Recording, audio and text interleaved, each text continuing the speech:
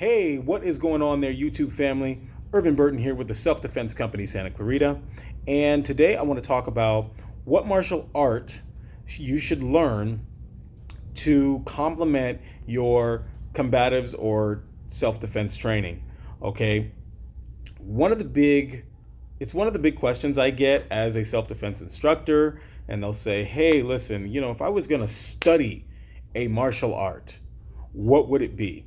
Well, I have two ideas, and not ideas, but philosophies, I should say, on what you should learn and why it works. Okay. So, my number one philosophy is to study judo. Okay. In addition to combatives, or if you're learning like Krav Maga, which is comparable, any self defense art, judo.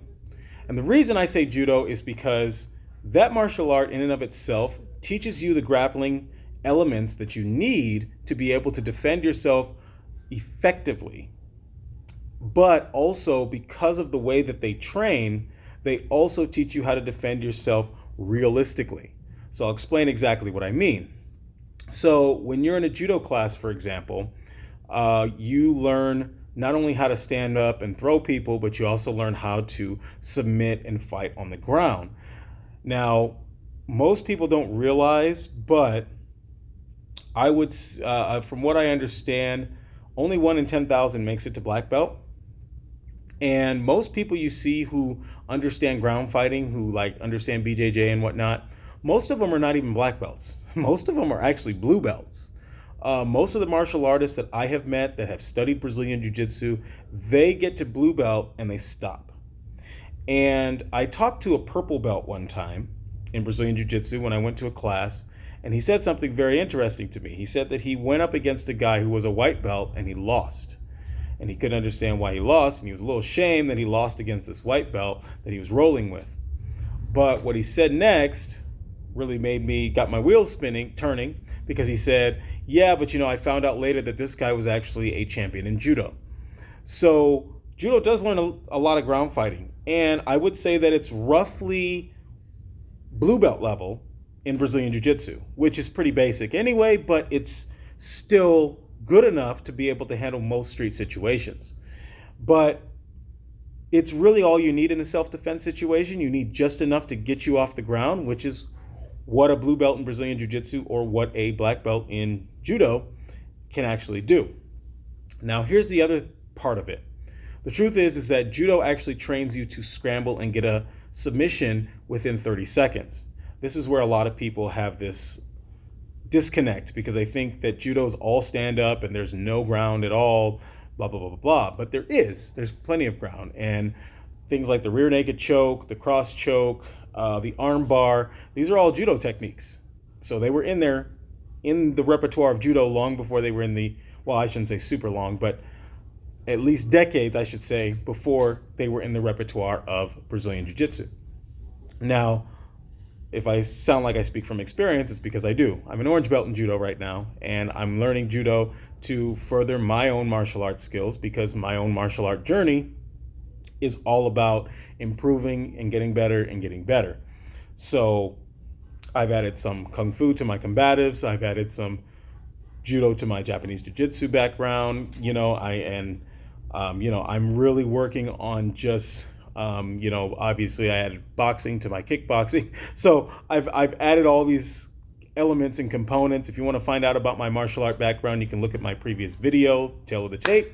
But the point is that judo teaches you how to fight realistically, and because it has a gi, which, by the way, you can use or not use, because not all grips in judo are about the gi. We also grab the body, just like a wrestler would. So you have that element as well. And grabbing the gi is the same as grabbing a jacket. So if you live in an area where it gets really cold and, maybe it snows or whatever, and you have a jacket, judo is going to be able to teach you how to use that jacket super effectively, okay?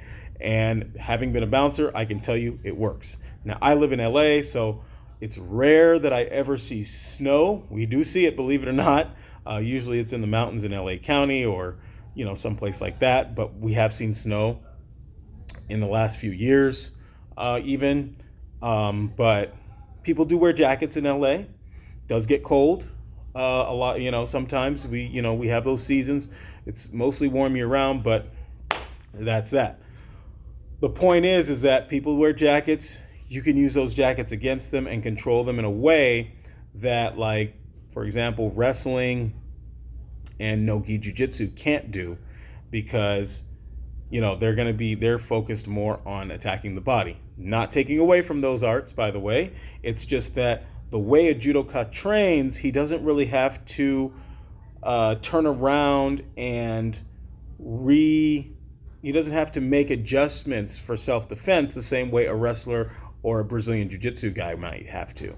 And the reason a wrestler and a Brazilian jiu-jitsu guy have to make adjustments for street fighting is not just because of multiple opponents or any of that, because judo guy would have to deal with that too.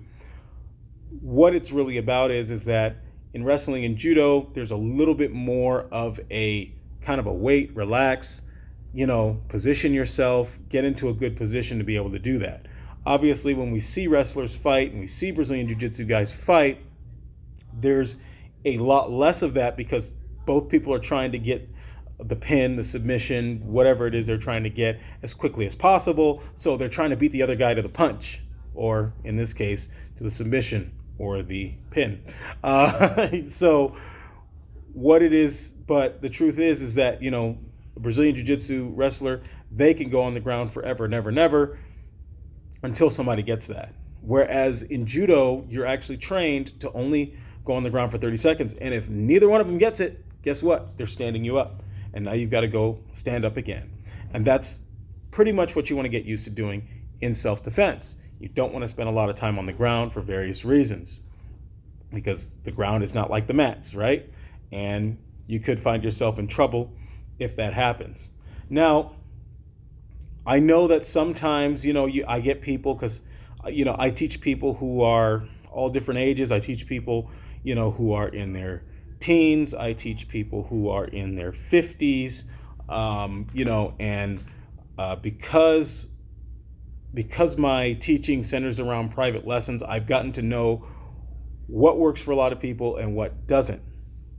And one of the things that I learned is that there are some people who just can't do judo because they have injuries, they have, arthritis, they have all sorts of things that are going to be a problem for them if they study a martial art, a hard, full contact martial art such as judo.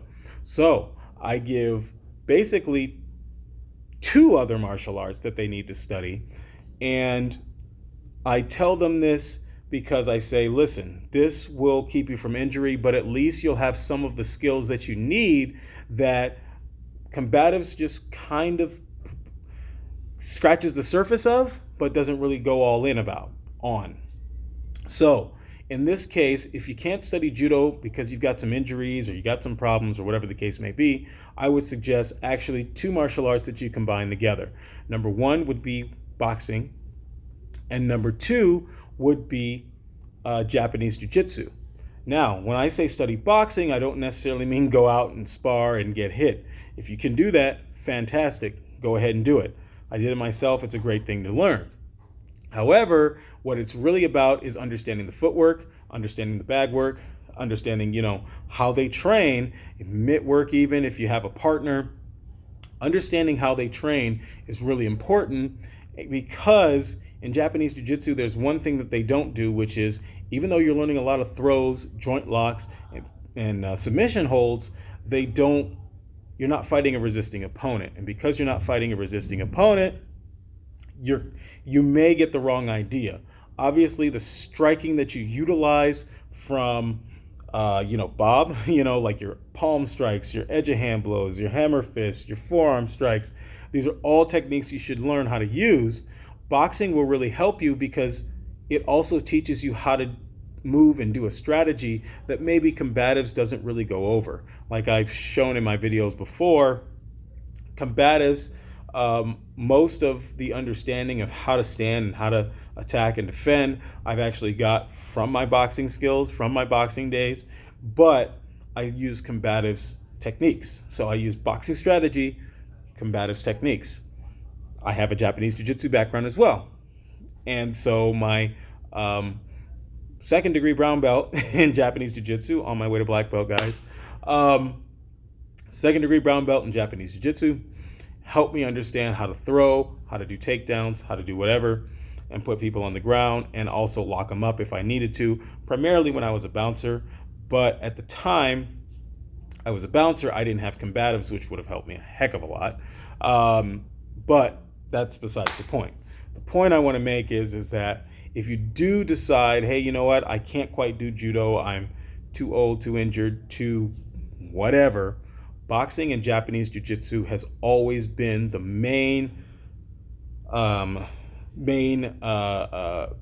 what's the word, strategy, philosophy for solid self-defense skills, because the boxing gives you the footwork, it gives you the, it gives you the ability to strategize as you're defending yourself.